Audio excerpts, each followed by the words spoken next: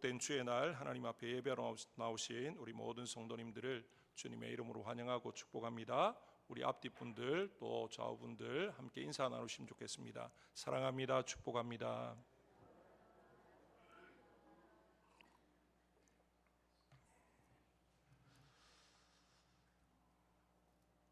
오늘날 우리가 사는 이 땅에 수많은 문제들이 발생을 합니다.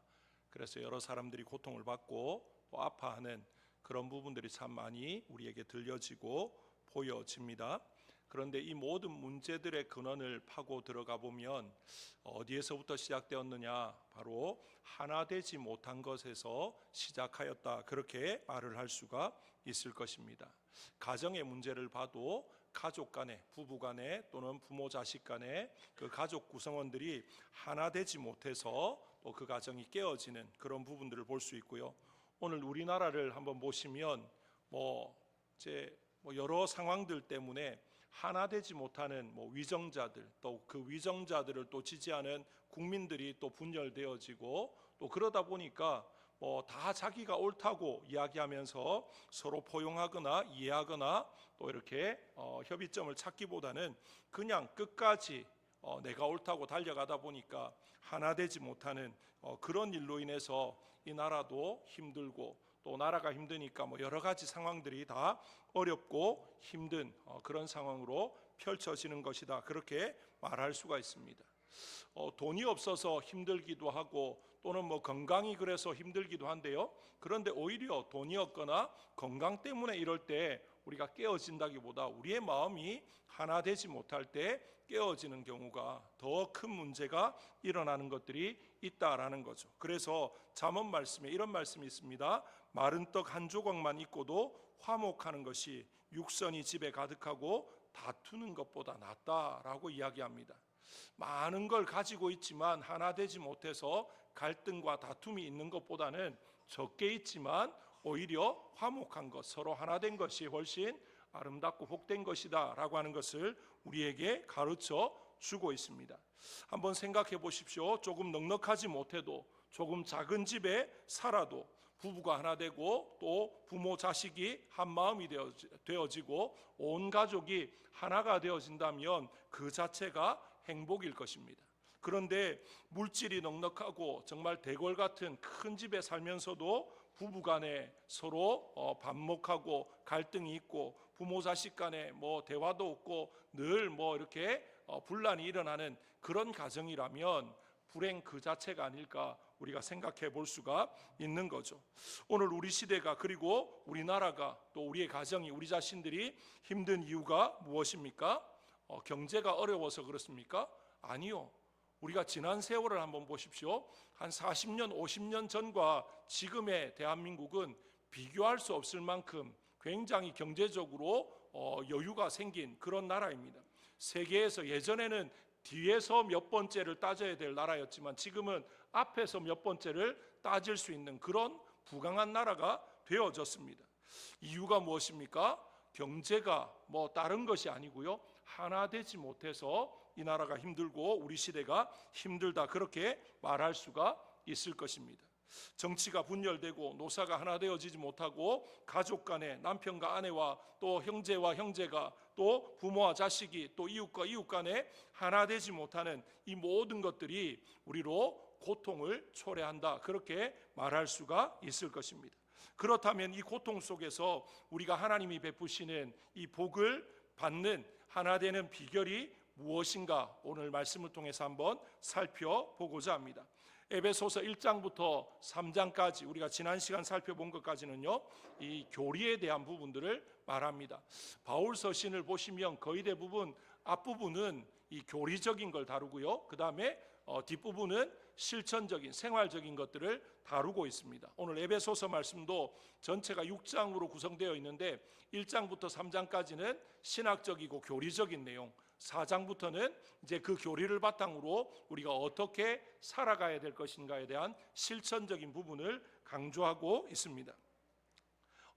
조금 전에 말씀드린 것처럼 이제 4장부터 6장까지가 실천적인 면을 다루고 있는데요, 교리가 정말 중요한데 이 교리가 정말로 제대로 세워지고 또 이 중요한 것들을 우리가 제대로 인식하고 또 이 교리를 세워가려고 하면 뭐가 뒷받침이 되어야 되냐면요, 그 교리를 중심으로 한 삶의 실천이 뒷받침이 되어야 된다라는 거죠. 그냥 교리가 교리로만 있으면 이제 삶은 엉망이 되어버리면 교리가 크게 영향을 미칠 수가 없다라는 것입니다. 정말로 저와 여러분의 삶 속에 하나님의 말씀을 묵상하는 것 정말 중요합니다. 매일같이 성경을 읽고 그 성경을 암송하고 그 성경을 마음에 새기는 것 정말 중요한데 거기에서 끝나면 안 되고요, 그 말씀대로 살아가기 위해서 삶의 현장에서 실천해야 됩니다. 그 말씀을 적용해야 됩니다. 그래서 그 말씀에 순종해서 살아가는 그 삶이 되어야 된다라는 거죠. 에베소서 1장부터 3장까지 이제 하나님은 사도 바울을 통해서 교회가 무엇인가, 그리고 우리가 어떻게 교회로 부름을 받았는가, 또 하나님이 어떻게 이 땅에 한 세 사람을 자신의 피로 값주고 사서 이 놀라운 단체 이 교회로 서게 하셨는가, 이런 부분들을 살펴보았습니다. 말씀하셨습니다.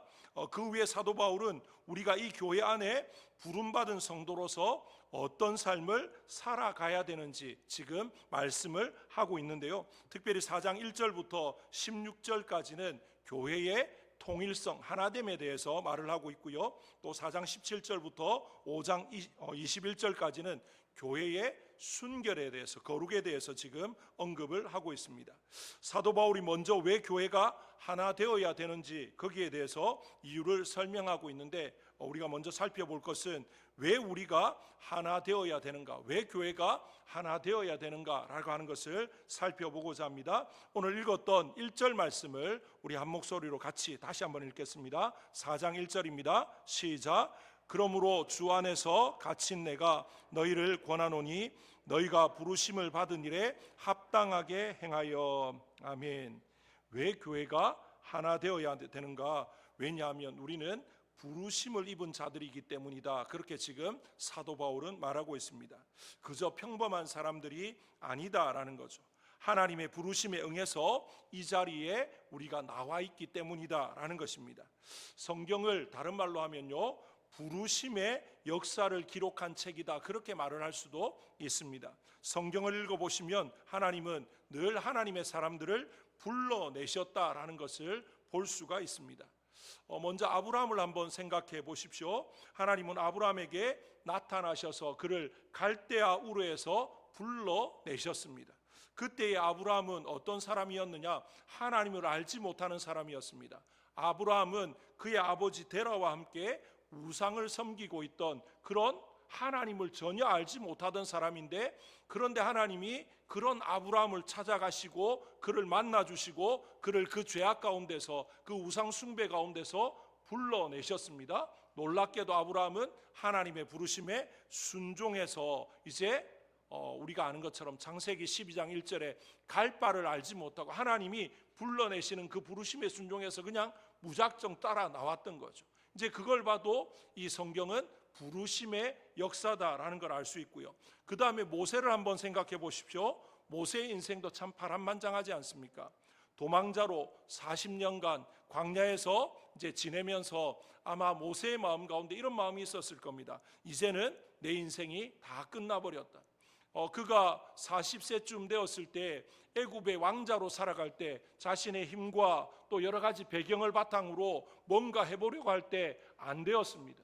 세상적으로, 인간적으로 보면 뭔가 조건이 좋을 때 하려고 했는데 안 됐는데, 지금은 그런 조건이 하나도 없고 이제 광야에서 그냥 양을 치는 그런 목동의 생활을 하고 있는데 뭘 할 수 있겠는가? 이제 나는 아무것도 할 수 없다라고 자포자기하고 있었던 그런 모세지 않습니까?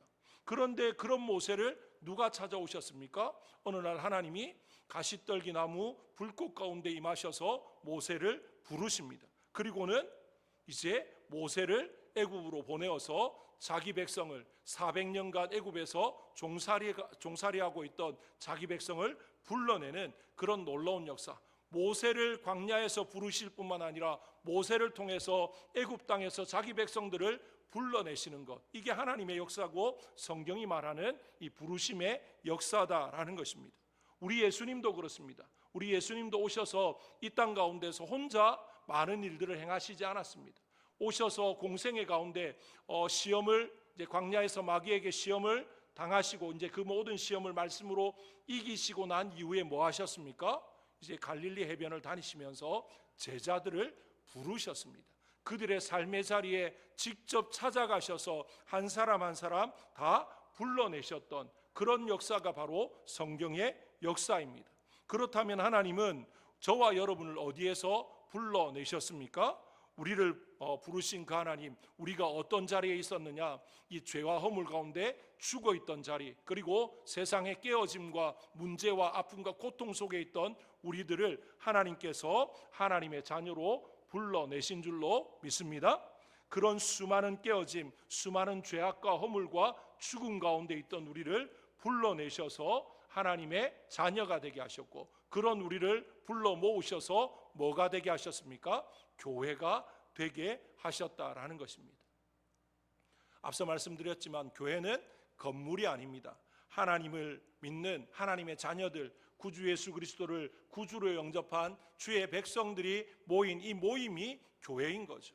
이 건물은 말 그대로 우리가 모이기 위한 장소로, 그래서 교회당입니다. 예배당이 되는 거죠.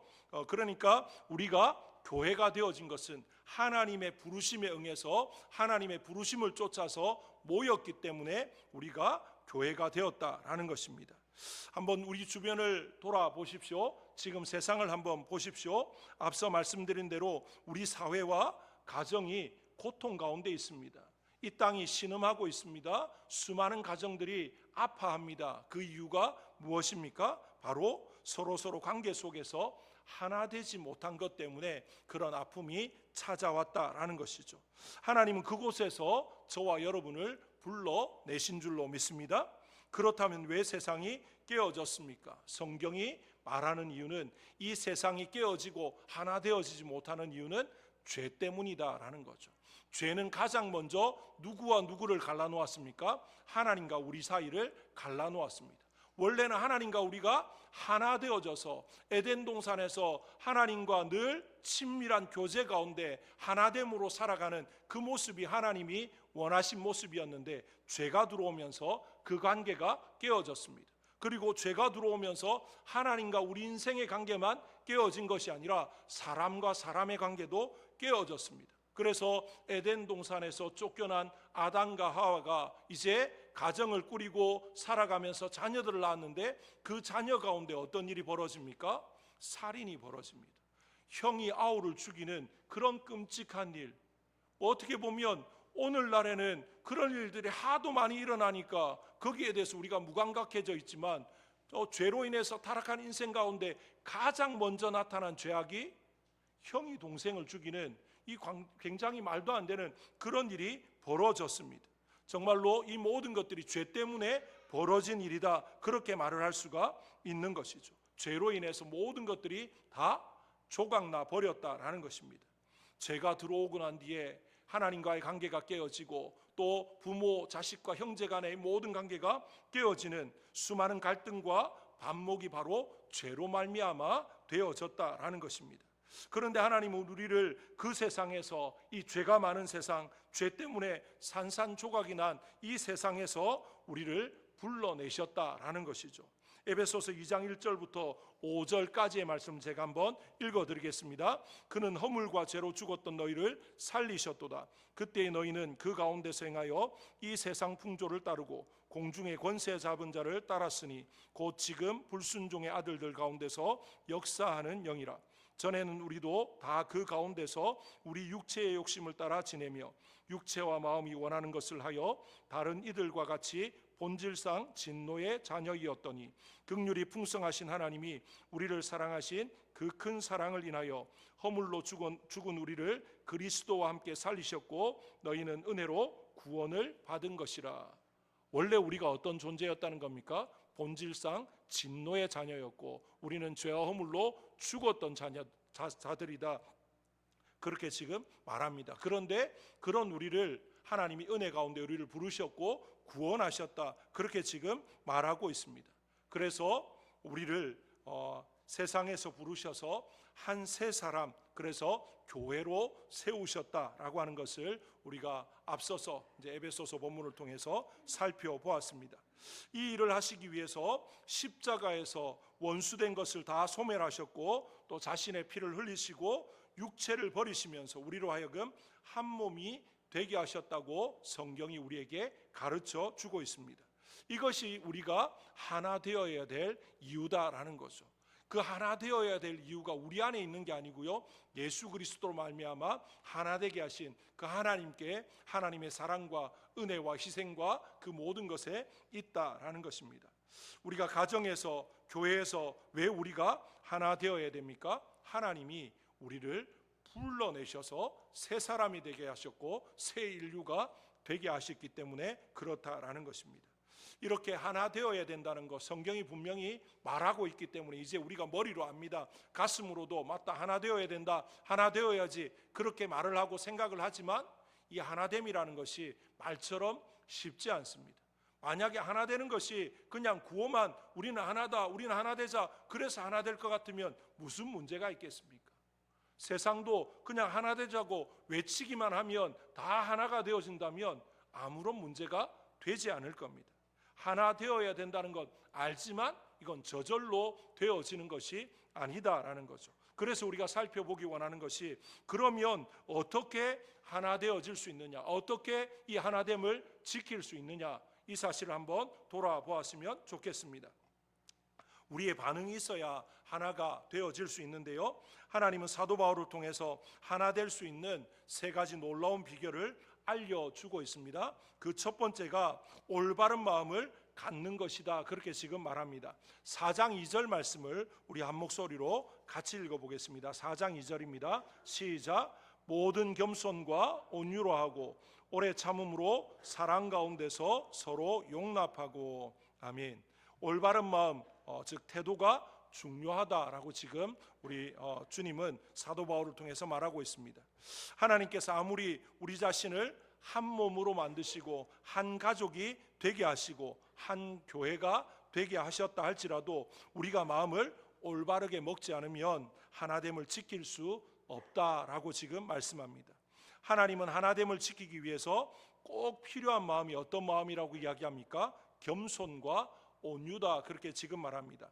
그런데 여기서 말하는 겸손은 세상적인 겸손이 아니고요, 하나님 앞에서의 겸손을 말하는 것입니다. 하나님 앞에서 나를 낮추고 하나님의 하나님 되심을, 그리고 피조물인 우리를 분명히 알고 하나님 앞에 무릎 꿇는 것, 그것을 말하는 것입니다. 아까 우리 사회가 깨어졌다라고 말했는데 이 가정의 깨어짐이 어디에서부터 시작되어졌습니까? 아담과 하와가 하나님 앞에서 자신의 피조물됨을 알고 낮추어야 되는데 이 피조물의 위치에서 어디의 위치로 올라가려고 했습니까? 창조주의 위치, 하나님의 위치로 올라가려고 하다가 이제 모든 것들이 깨어진 것 아닙니까? 그러니까 하나님과의 관계가 깨어질 뿐만 아니라 하나님이 한 가정, 한 몸 한 가정 이루게 하신 이 아담과 하와도 깨어지는 겁니다. 이제 그들이 범죄하고 난 뒤에 하나님께서 그들에게 그들이 어떻게 살아갈 것인지를 말하는데 그 남편과 아내가 정말 서로 사랑함으로 화목함으로 행복하게 하나 되어지는 것을 말하지 않습니다. 서로가 서로를 원하고 하지만 이것이 결코 좋은 의미의 모습이 아니었다라는 것을 볼 수가 있습니다. 그 다음에 이 가정을 넘어서 사회가 언제 깨어집니까? 사회의 깨어짐의 시작은 우리가 잘 아는 것처럼 창세기 11장에 나오는 이 바벨탑 사건에서 나옵니다. 하나님이 분명히 약속하셨죠. 뭐라고요? 다시는 내가 물로 심판하지 않겠다. 그래서 하나님이 이제 비가 온 뒤에 무지개가 나타나면 뭘 기억하라고 이야기합니까? 하나님의 언약, 물로 심판하지 않겠다는 그 하나님의 언약을, 약속을 기억하게끔 이 무지개를 통해서 그렇게 말씀하셨는데도 불구하고 그 시대에 인류가 어떻게 합니까? 다시는 우리가 이 물로 심판을 받아서 죽거나 흩어지는 것을 면하자. 그래서 이제 시날 평지에서 이제 탑을 쌓습니다. 탑을 쌓는데 하나님이 어떻게 하십니까? 그들이 말이 안 하고 이제 그러다 보니까 이 일들이 계속 잘 진행이 되는 걸 보고는 내려가셔서 그들의 언어를 혼잡하게 합니다. 이 언어를 혼잡하게 했다는 것은 우리의 말이 뭐 영어 다르고 또 한국말 다르고 중국말 다르고 물론 그것을 일차적으로 말하는 겁니다. 그런데 우리 시대를 한번 보십시오. 같은 말을 사용하는 한 민족인데도, 이웃이고 한 가족인데도 같은 말을, 같은 국어를 쓰는데도 말이 통하지 않는 것, 이것도 이게 하나 되지 못하는 아주 중요한 부분입니다. 언어를 흩으셨다라고 할 때 다른 말을 사용하게 하셨다, 이 말도 1차적으로 그 의미가 있고요. 그 다음에는 서로 소통하지 못하게 하는, 다 생각이 다 다릅니다. 내가 옳다고 아무리 전부 다 내가 옳다고 이야기하면 그 말이 어떻게 서로 소통이 되고 통하겠습니까? 그로 인해서 사회가 깨어졌다라는 것이죠. 우리가 살고 있는 이 세상, 이 가정과 사회의 깨어짐이 찾아온 이유는 하나님 앞에서 우리가 마음을 낮추지 않았기 때문에, 하나님과 같이 되려고 했던 그런 우리의 교만함 때문이다라는 것을 성경이 우리에게 보여주고 있습니다. 그렇다면 우리가 이 하나됨을 지키기 위해서 가장 먼저 해야 될 게 무엇입니까? 하나님 앞에 우리의 본분을 지키는 겁니다. 우리는 하나님이 될 수 없습니다.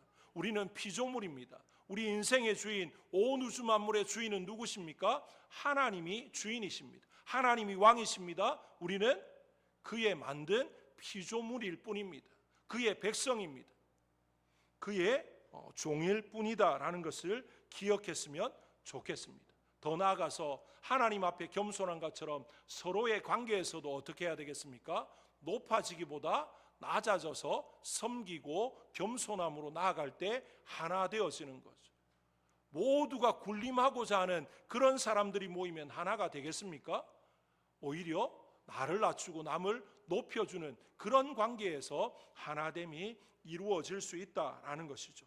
그 다음에 오늘 말씀해 보면 모든 겸손과 그 다음에 뭐가 나옵니까? 온유라고 하는 말씀이 나옵니다.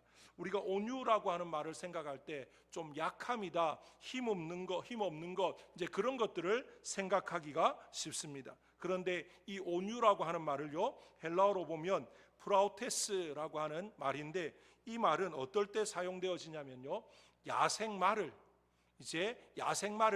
길들여서 그 말이 잘 길들여진 상태를 지칭할 때 이 프라우테스라고 하는, 이 온유라고 하는 말을 쓴다라는 거죠.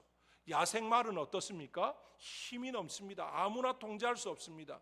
그냥 잘못해서 그 말 위에 통제하려고 탔다가 기술이 없는, 실력이 없는 사람이 타면 자칫 잘못하면 생명을 잃을 수도 있습니다.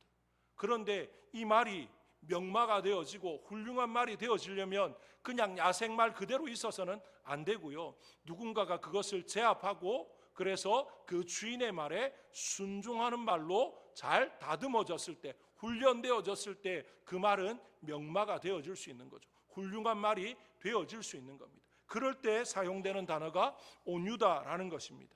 다시 말하면 우리가 우리 마음대로 살지 않고 하나님의 통제 아래, 예수 그리스도와 주의 말씀의 통제 아래 온전히 순종하면서 내 생각도 있고 내 뜻도 있고 내 힘도 있지만 그거 다 내려놓고 하나님이 하라고 하는 대로 한 걸음 한 걸음 나아가는 그런 모습이 되어질 때 그게 뭐라는 겁니까? 온유라는 것입니다. 우리가 하나 되어지는, 또 하나됨을 지킬 수 있는 것은 겸손과 온유인데, 하나님 앞에서 우리 자신을 알고 서로의 관계 속에서 나보다 남을 낮게 여기고, 그리고 내 생각대로 뭔가 말하고 내 고집대로 내 주장을 내세워서 하는 게 아니라 하나님이 뭘 원하시는가를 살피고 하나님께로 우리의 마음을 모으고 또 우리의 생각을 모으고 집중할 때, 그럴 때 하나 되어진다라는 거죠. 앞서 모세를 한번 소개를 해드렸는데요, 이 모세의 상황을 한번 보시면 그가 40세쯤 되었을 때 이제 자신의 배경, 이제까지 애굽의 궁궐에서 최고의 학문과 무예와 모든 것들을 다 갖추면서 이제 장성하지 않았습니까? 이제 그가 혈기왕성해서 이제 자기 힘으로 자기 민족을 구원해보고자 일어섰을 때 어떻게 되었습니까? 아무것도 하지 못하고 그냥 도망자가 되어서 하루아침에 애굽의 왕자가 아니라 미디안 광야로 그냥 도망쳐가는 도망자가 되고 말았습니다. 자신의 힘으로 모든 것을 할 수 있다고 뭔가 자신의 힘으로 보여주려고 했을 때 아무것도 하지 못했습니다.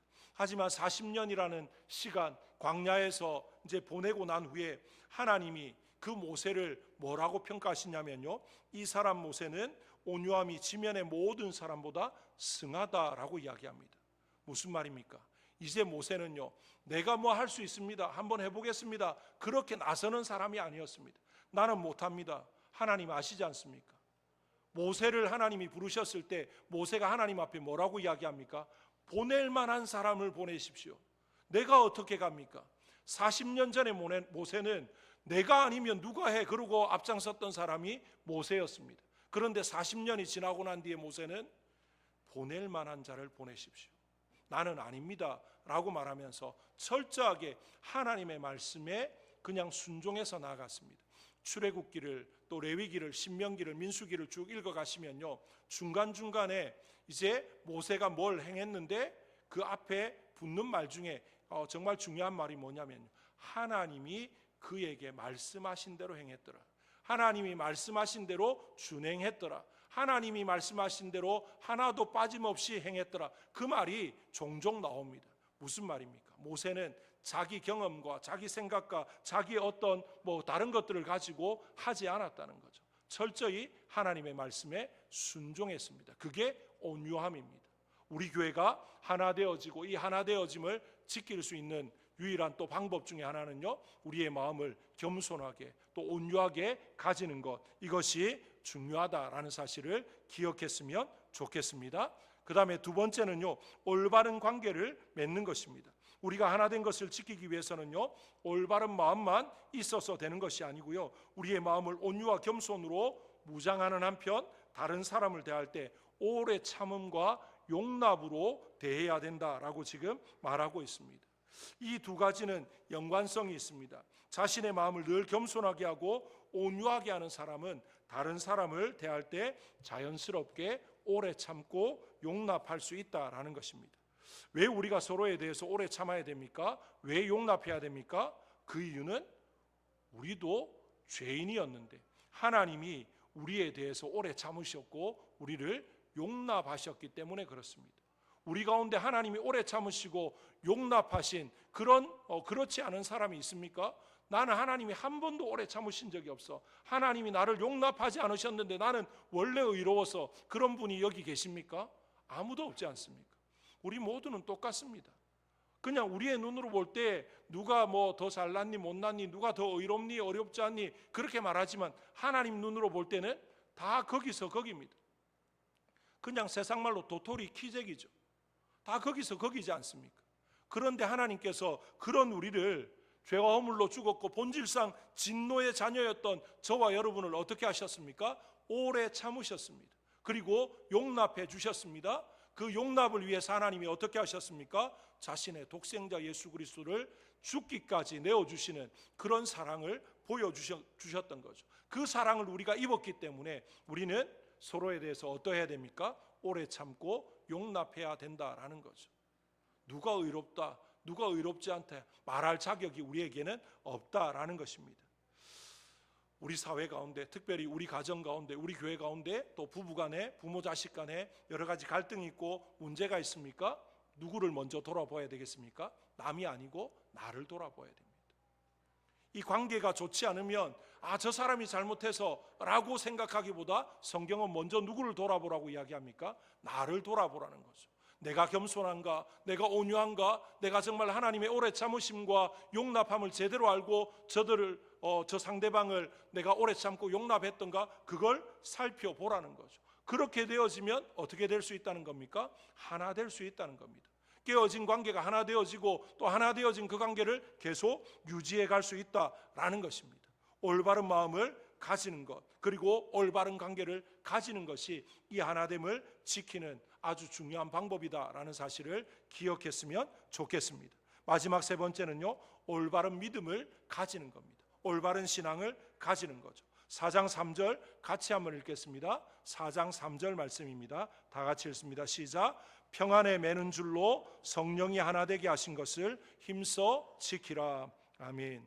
우리의 신앙에 관해서 두 가지 중요한 사실을 말씀하고 있는 그런 구절인데요, 첫 번째는 우리 모두는 서로 다르다라는 것입니다.